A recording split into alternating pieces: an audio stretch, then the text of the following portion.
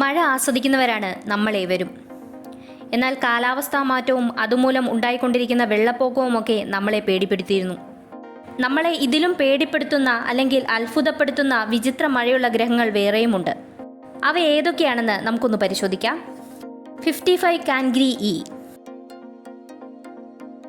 55 Kangri A എന്ന മാതൃനക്ഷത്രത്തെ ചുറ്റുന്ന 5 ഗ്രഹങ്ങളിൽ ഒന്നാണ് 55 കാൻഗ്രി ഇ.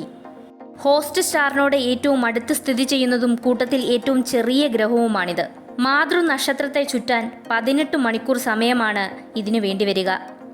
ഈ ഗ്രഹത്തിൻ്റെ ചൂട് 3100 ഫാരൻഹീറ്റ് ആണ്. 2004 ആഗസ്റ്റ് 30-നാണ് ഈ ഗ്രഹത്തെ കണ്ടെത്തിയത്. ഈ ഗ്രഹത്തിൽ carbon dioxide, helium, hydrogen എന്നിവ കണ്ടെത്തുകയുണ്ടായി.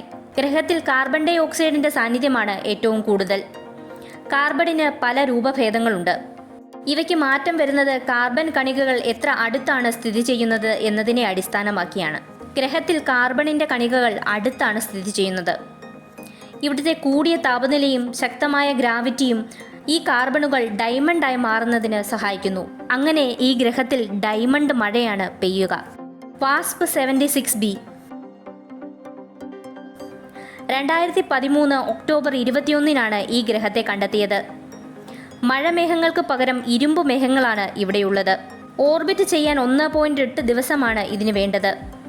മാതൃനക്ഷത്രത്തോട് അടുത്തു നിൽക്കുന്ന ഗ്രഹമായതിനാൽ ഈ ഗ്രഹത്തിലെ താപനില വളരെ കൂടുതലാണ്. മാതൃനക്ഷത്രത്തെ ഫേസ് ചെയ്തു നിൽക്കുന്ന വശത്ത് കൊടും ചൂടാണ്, ഏകദേശം 2400 ഡിഗ്രി സെൽഷ്യസ്. ഇരുമ്പ് ഉരുക്കി ഒലിക്കാൻ ഏകദേശം 1538 ഡിഗ്രി സെൽഷ്യസ് മതി. ഈ കൊടും ചൂട് മൂലം മേഘങ്ങളിലെ ഇരുമ്പ് ഉരുകിയൊലിച്ച് മഴയായി പെയ്യുന്നു.